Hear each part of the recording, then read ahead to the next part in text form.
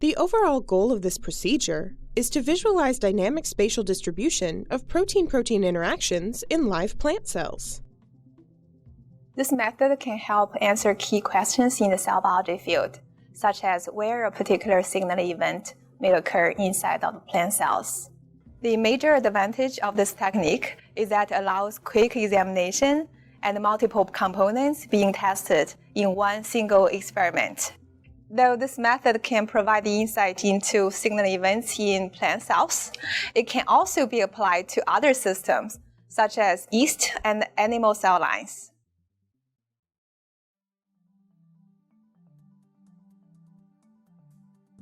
After preparing plasmids for basal, iota, and MPK6, and transforming them into Agrobacterium tumefactions according to the text protocol, inoculate a few freshly transformed Agrobacterium colonies into 10 milliliters of LB medium with the appropriate antibiotics.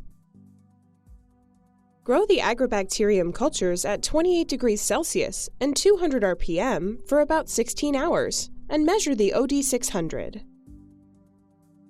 Spin down the cultures at 2,500 times G for 10 minutes and use 10 millimolar magnesium chloride to wash the cell pellets.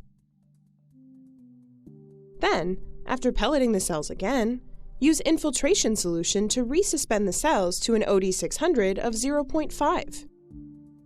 Leave the cell mixture at room temperature for 1 to 3 hours.